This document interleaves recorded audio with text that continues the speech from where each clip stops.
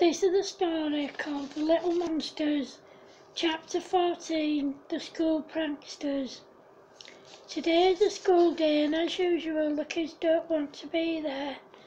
They have been told that if they leave the school premises, they will be punished. Instead, they decide to play pranks on the whole school. During playtime, when all the other kids are outside playing, some of the staff were outside watching them and the rest of the staff were in the staff room. They went round every classroom putting whoopee cushions on the teachers' chairs. When everyone went back into their classrooms and the teachers sat down, the whoopee cushion made a really loud farting noise, causing the kids in each class to howl with laughter. Later that day, at lunchtime, the kids went round the school playground putting itching powder down people's backs. The next day they found some conkers that were still in their shells. They picked them up and took them to school. When they got there, they sneaked into the classroom and put them on everyone's chairs, including Mrs. Applejack's. When they all sat down on the conkers, they howled in pain. One boy ran around the classroom with his hand on his ghoulies, saying, "Something bit my ghoulies, miss, something bit my ghoulies." Mrs. Applejack couldn't help but laugh. Then all the other boys started running round saying, "Something bit my ghoulies, something bit my ghoulies." Then the girls started running around the room saying, "Something bit my tuppence, miss, something bit my tuppence." By this time, everyone, including Mrs. Applejack, was howling with laughter. Eventually, they all sat down. When Mrs. Applejack told the other teachers, they all howled with laughter. A couple of days later, the kids bought some toy snakes and put them on the other kids' chairs. When they all sat on them, they jumped up out of their seats. When they saw the snakes, they all screamed, especially the girls. The following week was half-term, giving the gang more than enough time to come up with some more pranks. On the first day back, the kids put toy tarantulas on everyone's seats. When everyone sat on them, they screamed. Because the spiders looked so real, everyone thought they were real. The gang decided to wait a few days before playing any more pranks, to give themselves time to come up with some more pranks. About a week after the spider prank, the gang put loads of thorns on everyone's chairs, and when they sat down they all howled in pain. Later that day at playtime, the gang sneaked into the classroom and put ants on everyone's chairs. When everyone came back to class and had been sat down for about 5 minutes, they all started itching and holding their bums. When Mrs. Applejack asked them what was the matter, they all said, "Nothing, miss." "Then I suggest that you all get on with your work," said Mrs. Applejack. Then about 5 minutes later, she started to itch. When she looked, there was ants crawling all over her. She asked the kids who was responsible, but they all said they didn't know. The next day, the kids went round pulling everyone's hair and pinching them hard. During class time, they all kept farting and burping on purpose. As you can imagine, this created a horrible smell, causing everyone to run to the windows and open them to get some air. Later that day, the school fire alarm went off for fire practice. The gang seized the opportunity to play pranks. They got out their pea shooters and fired dried peas at the back of other kids' heads and pinched their bums really hard. Back in the classroom, the gang continued to fire peas at everyone until home time. The following day, the kids called at the joke shop and bought some pretend sweets, some stink bombs and some pretend donuts. When they got to school, they secretly went round as many classrooms as they could, setting the stink bombs off. This meant that the classrooms couldn't be used and everyone had to stay outside in the playground until the smell evaporated. During this time, the kids handed out the pretend donuts but when everyone tried to eat them they couldn't. All they got was a horrible taste in their mouth. Then the kids gave them all the sweets, which again they were unable to eat.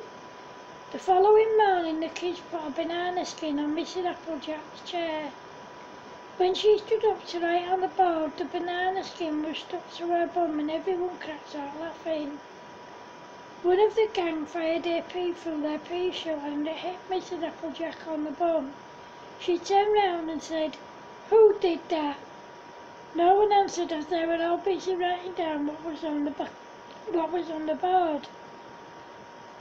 When the kids ran out of peas, they used screwed up bits of paper and fired it at everyone. A couple of days later, the kids put pink cushions on everyone's seats. When they sat down, they quickly jumped up, howling in pain.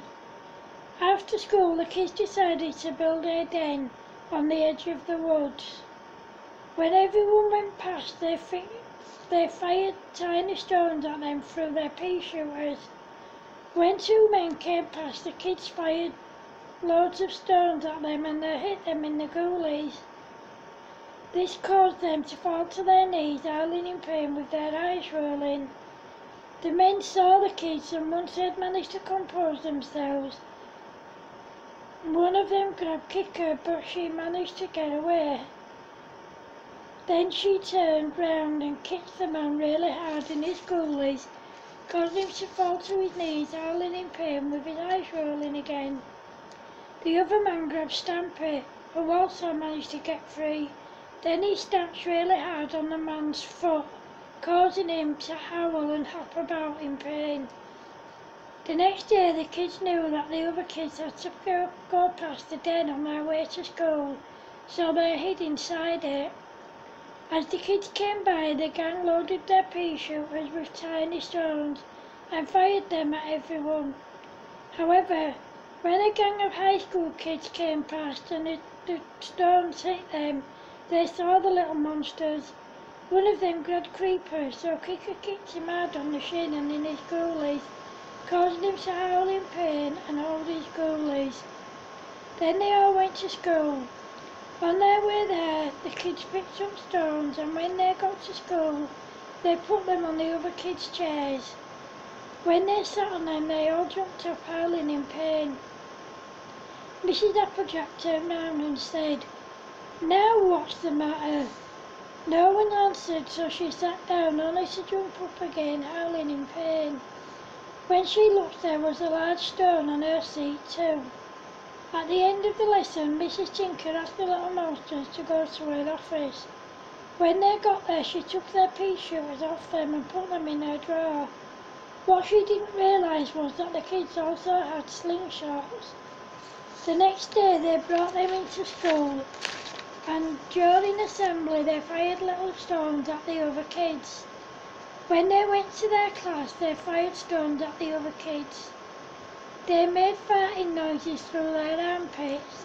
They also kept making silly noises, making everyone laugh and disrupting the class. Then Creeper said that she needed the toilet. When she was allowed to leave the classroom to go to the toilet. However, she didn't really need the toilet. There was only 5 minutes to go before lunchtime and she went round putting stink bombs under the other classroom doors. As soon as the school bell went for lunchtime, Creeper went back into the classroom to get her stuff. After the gang had eaten their lunch, they went into the school playground. Whilst there, they fired tiny stones at people again with their slingshots and threw stink bombs across the playground. What the kids didn't realise was that Mrs. Tinker had seen everything. She got the kids in her office and took their slingshots off them, as well as the stink bombs they had left. She told them to stop playing pranks on people because it wasn't funny anymore. She told them if they did play any more pranks on anyone, there'd be serious consequences. Of course, they didn't take any notice. That day at home time, the kids hid at the back of the school where no one would see them. They waited until everyone had gone home As soon as it was safe, they climbed into Mrs. Tinker's office through an open window, through a window she'd left open by mistake. They got their pea shooters and slingshots, climbed out of the window and went home. After that, the kids continued to play pranks on people. When Mrs. Tinker called them to her office, she told them to hand over their slingshots and pea shooters. Kicker told her, "You have our slingshots and pea shooters, miss." What Mrs. Tinker didn't know was that the kids had hidden them under their clothes. They continued to play pranks on everyone, but they were very careful so they wouldn't get caught. End of chapter 14. Thanks for watching. I hope you like it. Bye.